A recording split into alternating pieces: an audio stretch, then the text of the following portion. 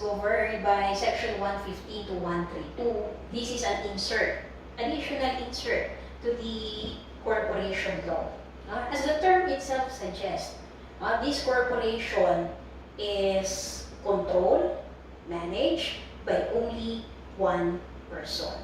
That is why the formation of a corporation under the present regime, we are not limited to at least 5, even 1 to 15 incorporator or incorporators allowed.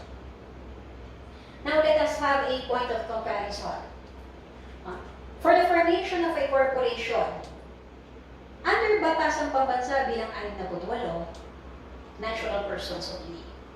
But under the new law, we are not only limited to natural persons, even juridical persons, partnership, associations, corporations can already form and be an incorporator of a corporation.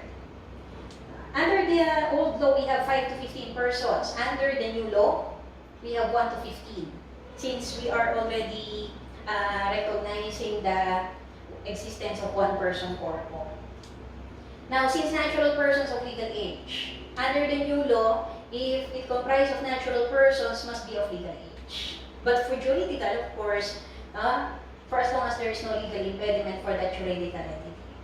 Majority are residents of the Philippines. Under the new law, we will not see this requirement that majority are residents of the Philippines.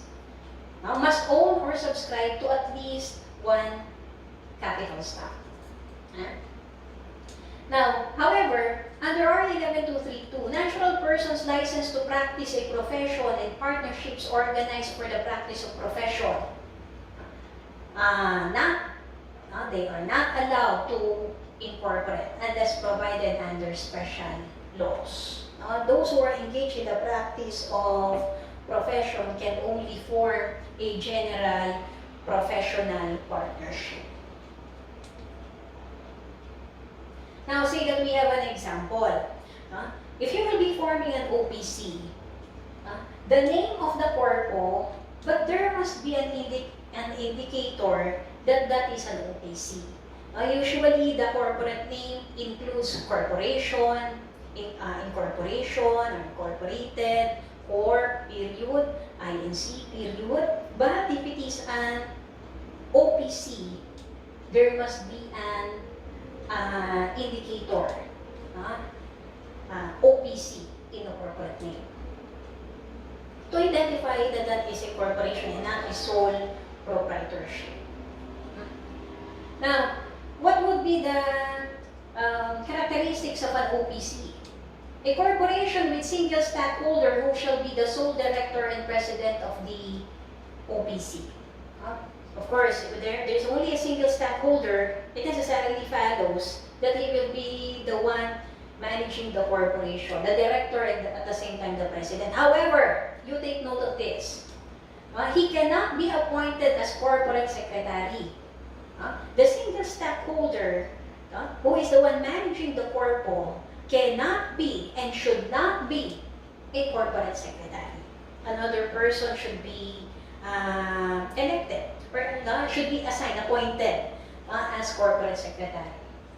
Can be formed only by natural person, trust, or an estate. A corporation cannot form, or your juridical entity cannot form partnership, cannot form an OPC. And only natural person, trust, or estate can form OPC. You take note of this. This will be included in your exam. As a rule, no minimum authorized capital stock. But since this is a corporation, the OPC is likewise required to submit articles of incorporation. But we can dispense the submission of bylaws. The corpo, the OPC, is required to submit articles of incorporation, but is not required to submit and file corporate bylaws. Again, let us have a backtrack. It has a single stockholder, the one managing, the president of the OPC. However, he cannot be appointed as corporate secretary. And this can only be formed by natural person, trust, or an estate. Now, required to submit articles of incorporation, but is not required to submit and file corporate bylaws. Is an OPC taxable as a corpo? Yes, of course, because this is still a corporation, but comprised only of a single stockholder. Now, this if you will be engaging in this kind of business, you cannot form an OPC. What are the businesses that cannot be an OPC? Pre-need companies, insurance companies, trust companies, public and publicly listed companies, banks and quasi-banks, non-chartered government-owned and controlled corporations, and natural persons licensed to exercise a profession may not incorporate as OPC. P2, and then we have 2Ns. Pre-need insurance, trust, public and publicly listed companies, banks, and quasi-banks, non-chartered GOCCs, and natural persons licensed to exercise a profession may not incorporate as OPC. Now, if you'll be applying as an OPC, submit the necessary requirements, the articles of incorporation. Upon issuance of certificate of incorporation granting you the authority to operate under an OPC, 15 days thereof, you need to appoint a treasurer, corporate secretary, and other officers. And after appointment actually in an election, after appointment, you should notify the SEC within 5 days thereof on who are the appointed treasurer, corporate secretary, and other officers. Notably, in case of an OPC, the single stockholder will designate or appoint a nominee or even an alternate nominee. Who is this nominee? A nominee is the person designated by the single stockholder in the articles of incorporation as the person who would take his place in case of his death or incapacity. Remember, we only have single stockholder. If the single stockholder becomes incapacitated or subsequently dies, who will replace the single stockholder? Is there right of succession likewise in one-person corpo? Obviously, yes, because this is still a corpo. And that is the reason why we have the single stockholder will appoint a nominee or even an alternate nominee in the absence of our nominee. The nominee becomes a director and he shall manage the corporate affairs. The incapacity of our single stockholder might either be temporary or death or permanent incapacity. In a temporary incapacity, the nominee becomes the director until the single stockholder by self-determination regains capacity. Say that the single stockholder, the president, the director of the OPC became incapacitated because he was sick. He was sick of COVID-19. Now, subsequently, he regains capacity when he was able to survive the disease. Now, the nominee becomes a director until he regains capacity.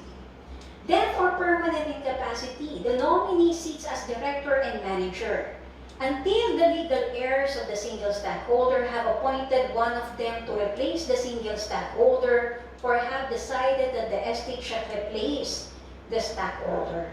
That means now the right of succession still applies in case of OPC.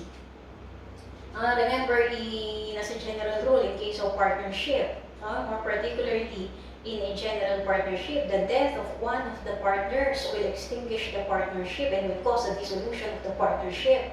That will not apply in case of an OPC. Now, in the absence of the nominee, in articles of incorporation, the single stockholder will also appoint an alternate nominee. He sits as director and manager of the OPC in case of the death, incapacity, inability, or refusal of the nominee to discharge his functions. Just to be safe, if the nominee does not want to take over the management or of the affairs of the court of the OPC, we have the alternate nominee. Same rules as nominee. Written consent, when to withdraw. Now, liability of single stockholder. Would an OPC be the same as a sole proprietorship? Now, how do we distinguish one from the other? A sole proprietorship, whatever would be the liability of the business, it extends to the proprietor or the owner of the said business.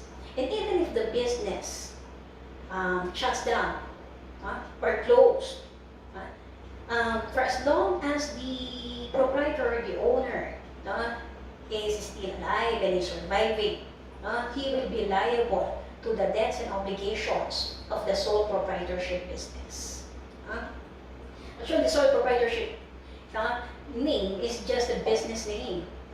What has a legal personality is the owner of the business.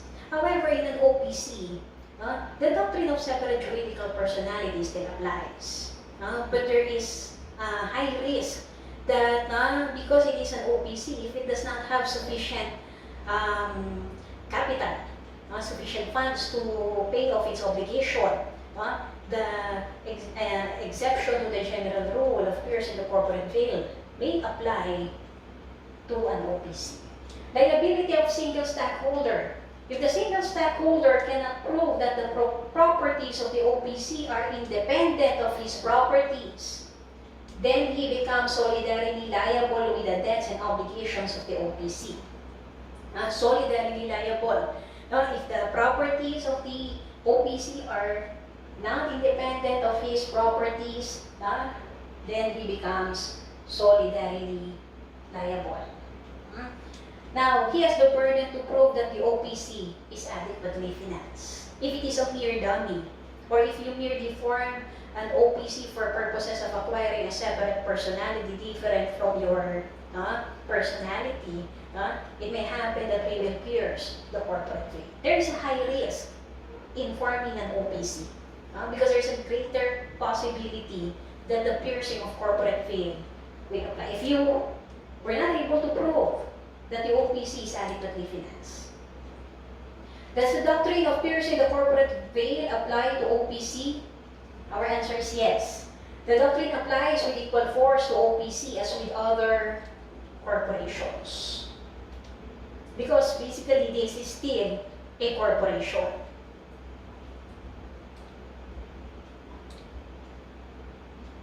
Now, can we convert a stock corpo to OPC? Can we convert an OPC to a stock corpo? By the way, in case of non-stock corpo, the OPC applies in stock and not non-stock corpo. Can we convert stock to OPC and vice versa? Our answer is yes. When a single stockholder has acquired all the stocks of the stock corporation, he may convert to OPC.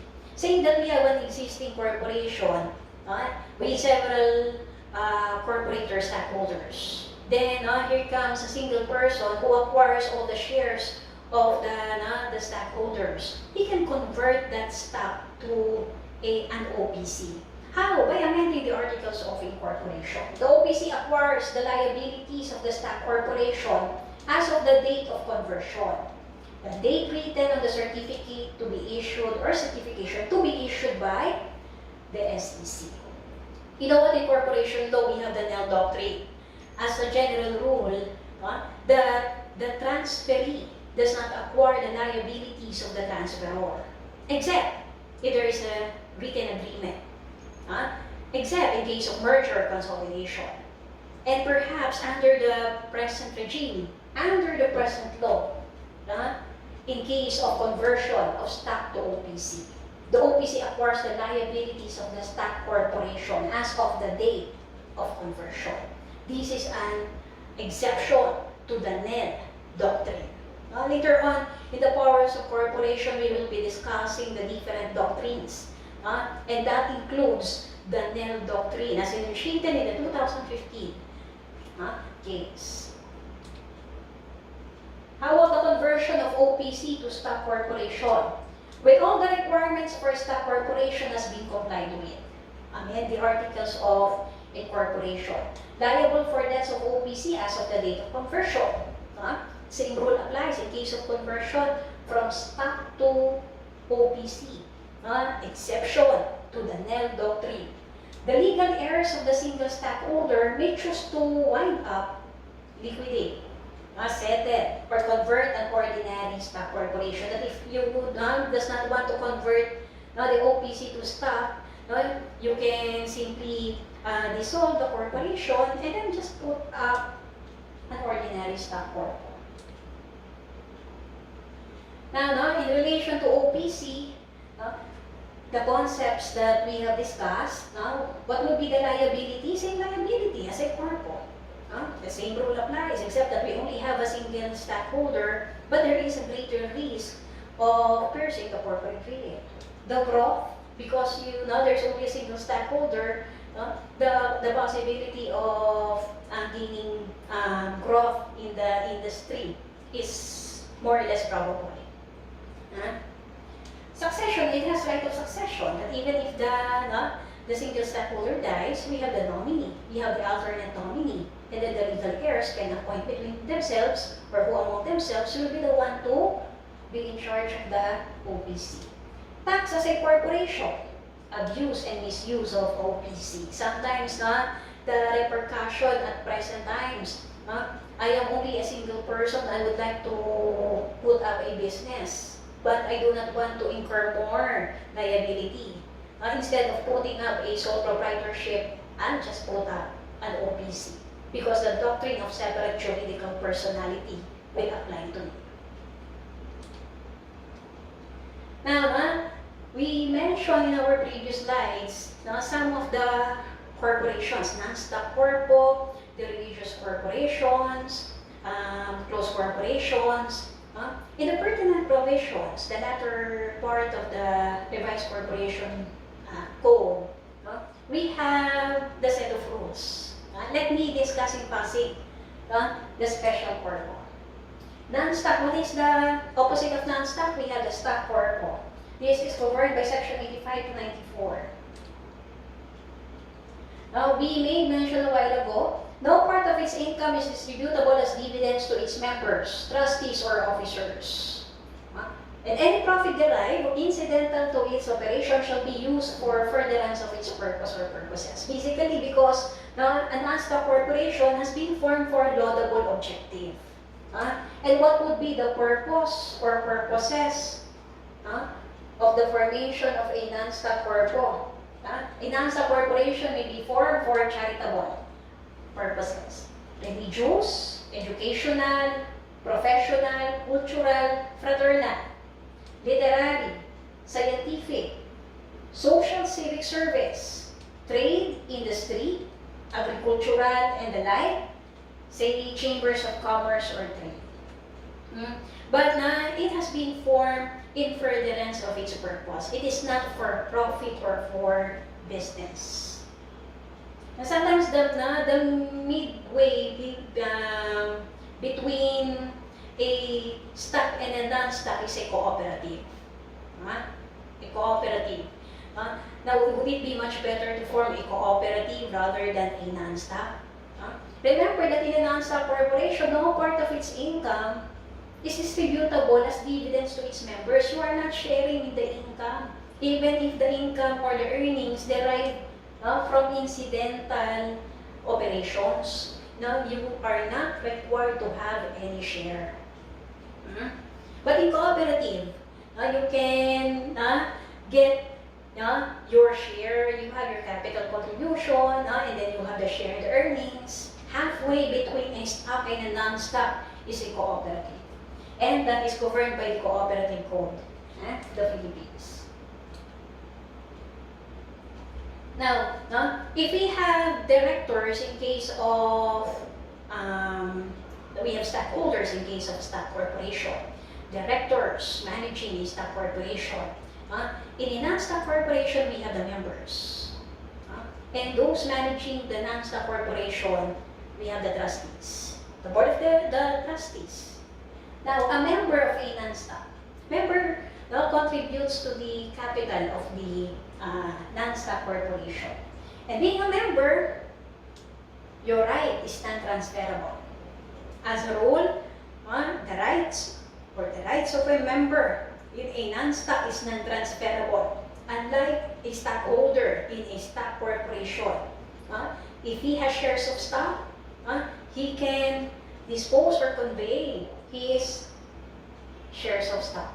Unless, of course, we qualify, unless the articles of incorporation or bylaws provide otherwise. But as a rule, it is non-transferable. Each member is entitled to one vote. One member, one vote. In the members' meeting. One member, one vote. It is not by equity since there is no capital stock in case of a non-stock. One member, one vote. Such right may be broadened, limited, or denied if so provided under the articles of incorporation or bylaws. Proxy voting is allowed? Yes. What is proxy voting? Proxy voting authority granted to someone else to attend the meeting on your behalf. That is allowed. In stockholders or members meeting, proxy voting is allowed. In the board of directors or trustees meeting, proxy voting is not allowed. Now, at present times, under the new law, voting through remote communication or in absentia is allowed pursuant to its bylaws. That means na voting through teleconference or video conference is already allowed under RA 11232. Now, termination of membership depending on what has been provided for the articles of incorporation and the bylaws of the non-stock corpo. Now, the board of trustees. Members will be electing their board of trustees. Then the board of trustees will be electing their corporate officers. What would be the number or how many board of trustees seats in the board of trustees can we have? Notably, we have 5 to 15 as a rule in case of stock corporation. But in case of non-stock, it may be more than 15. Maybe more than 15. You take note in the questions. In a stock, limited to 15. In a non-stock, maybe more than 15. And the term is for 3 years. In a stock, 1 year. The principle of holdover applies. Until the next successor in interest or successor has been elected. But for a non-stock, 3 years. And 1/3 of which the term will expire annually and then they will be electing. Only members can be elected. Parang in case of board of directors, only stockholders can be elected. And if you dispense yourself of any stock ownership, you loses your position as a member of the board. Similarly, only members can be elected. Meetings may be held at any place, even outside the place where the principal office of the corporation is located, with proper notice, provided that the place of meeting shall be within the Philippines. You take note of this. When we go to meetings of stockholders, members, directors, and trustees, we will again reiterate this. In the questions, you take note that in case of non-stock corporation, the meetings of the may be held at any place, even outside the place where the principal office of the corporation is located. For as long as it is with proper notice and provided the place of meeting shall be within the Philippines. We will reiterate this again when we go to meetings of corporations.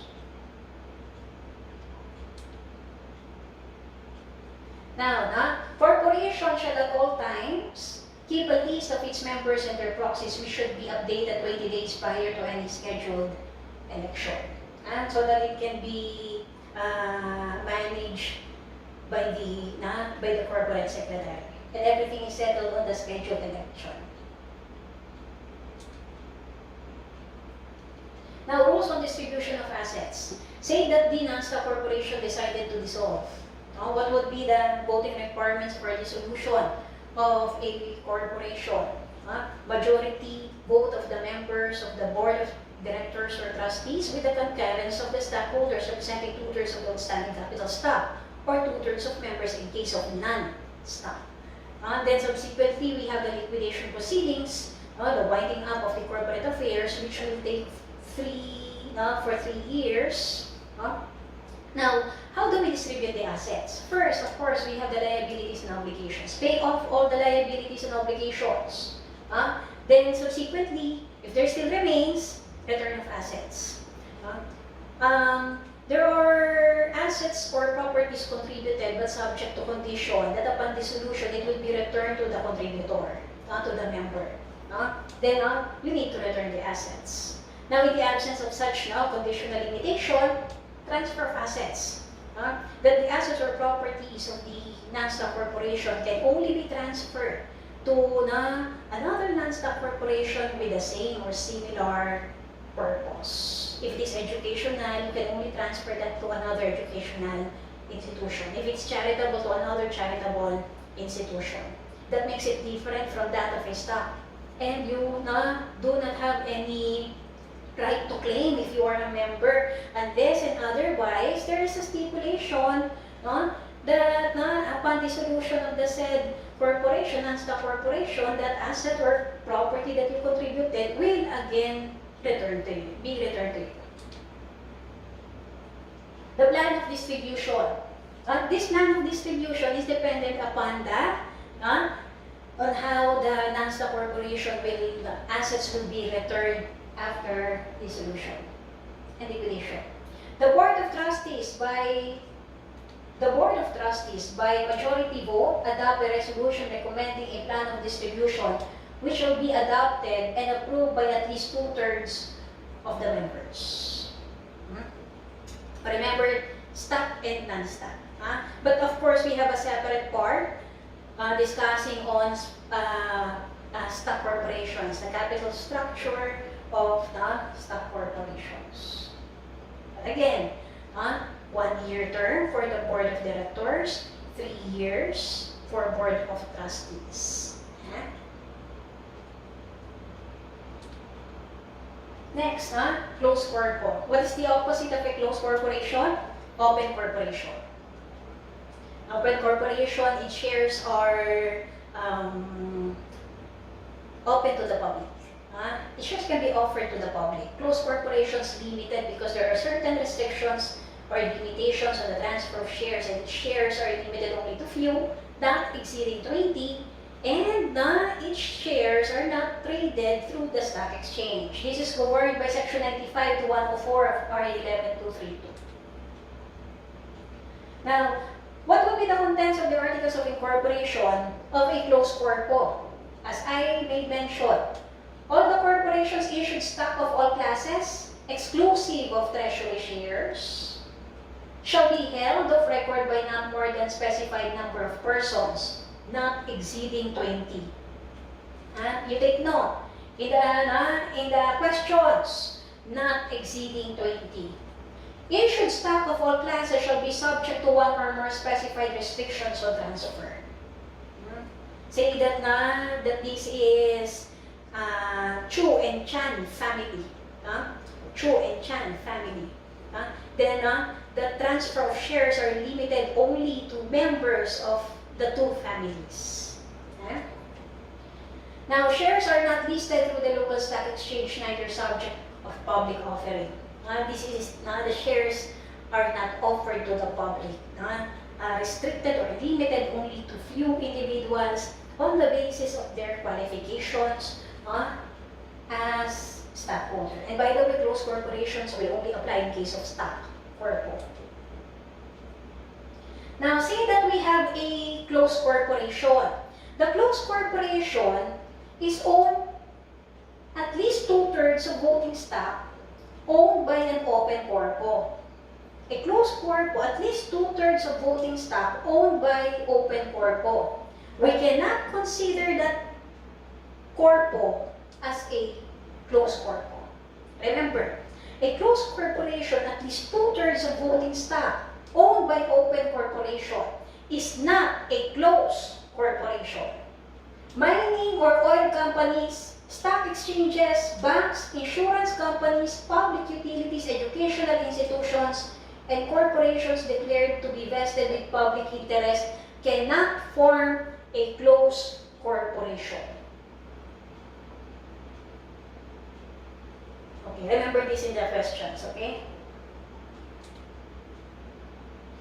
Now, the articles of incorporation of a closed corpo we may mention, limited only to few, not exceeding 20. And then there is restriction or limitation of the transfer of shares. It must be provided for, and what would be the conditions? It must be provided for the articles of incorporation, and its shares are not traded or listed. It is not through the stock exchange or subject of any public offering. And there's strict fiduciary duties. You owe the trust and confidence on your fellow stockholders in case of a closed corporation. It is quite informal that there must be strict fiduciary duties in a closed corporation. And sometimes, the stockholders are the ones managing the closed corporation. Because the setup in a closed corporation is informal.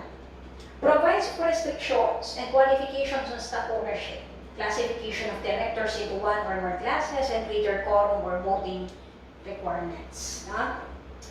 The term quorum, the term voting requirements, that we will discuss in another part of this presentation. Now, they provide that the business shall be managed by the stockholders rather than the board of directors. Thence, the stockholders shall be subject to all liabilities of directors. Now, it may be provided in the articles that the corporation shall be managed by the stockholders rather than the board of directors. Basically, because you are only few. Instead of you electing who will be members of the board of directors, now you just, between yourselves, you will be the one to manage the corpo. Restrictions on the right to transfer shares must appear in the articles. Remember, if there would be conditions, restrictions or limitations on the transfer of shares, now the proviso, there must be a proviso provided in the articles of incorporation, in the bylaws, and in the certificate of stock. The restrictions must be provided in the articles of incorporation, the bylaws, and certificate of stock. Otherwise, the same shall not be binding on any purchaser in good faith. It will not be binding on any purchaser in good faith. What will happen then if it is not stated in the three, in the AOI, bylaws, and certificate of stock? Now, the purchaser or the transferee can require the closed corporation to record in the stock and transfer book his acquisition. Because it will not be binding, that restriction will not be binding on him. Now, effects of issuance of stocks in breach of qualifying conditions. Say that there is a restriction shown in the articles of incorporation and in the certificate. AOI, bylaws, and certificate of stock. Not eligible as a holder. It is conclusively presumed, not a mere prima facie presumption. It is conclusively presumed to have notice of the fact of ineligibility. Conclusively presumed. If it is stated in the articles, the bylaws, as well as the certificate that you are not eligible, you still purchase, it is conclusively presumed that you have notice of the fact that you are not eligible. Say that in the articles of incorporation, Tulad natin, the bylaws as well as the certificate of stock states that the number not exceeding 20 and the number of the stockholders already exceeded 20. It is stated that the stockholders should not exceed 20, but the numbers already exceeded 20. Again, it is a conclusive presumption, conclusively presumed to have notice of the fact. Say that in the articles, bylaws, and certificate of stock provides for restriction and transferee acquires the stock in violation of the restriction. It is conclusively presumed to have notice of the fact. Conclusive. Okay. Now, what would be the effect? Or say that you are not eligible. That I am conclusively presumed to have notice of such fact. I am not eligible. The corporation may,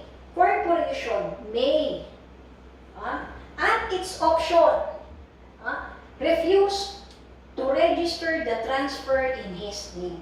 The corporation may refuse the transfer in the name of the purchaser. It is not shall. Why?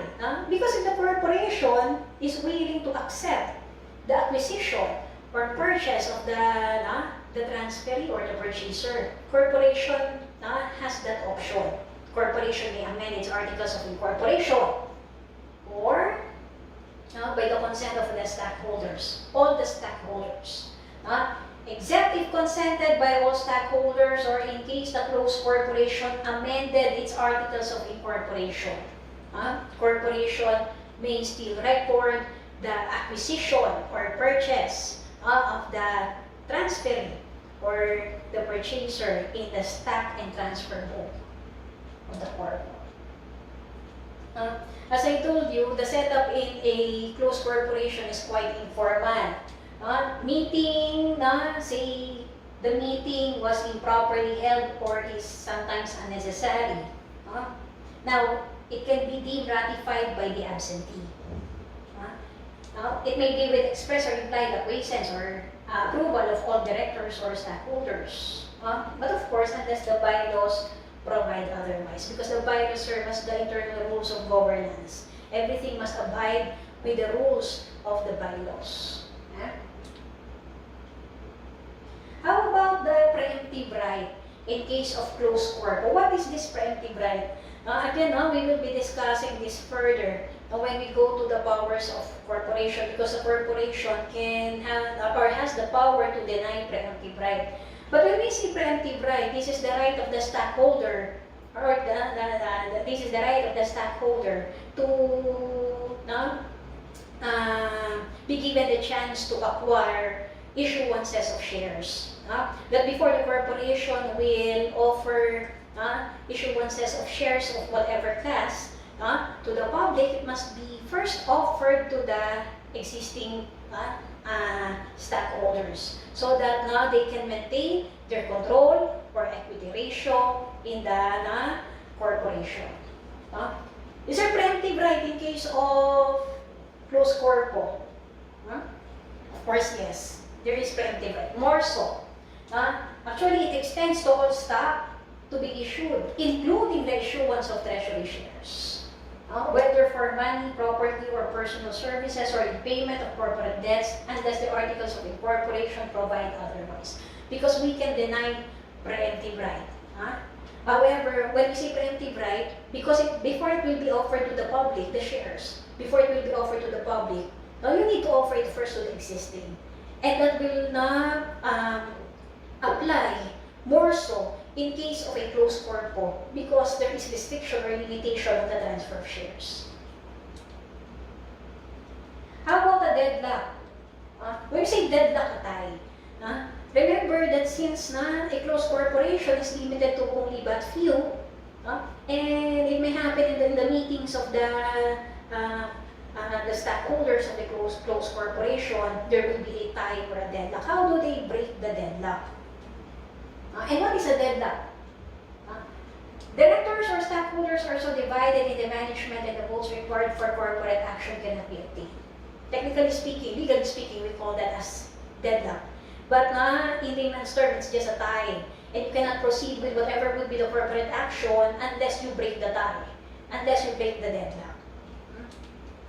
Now, we have the petitioning stockholder. You can petition. If you're the stockholder, you can file a petition before the SEC. SEC will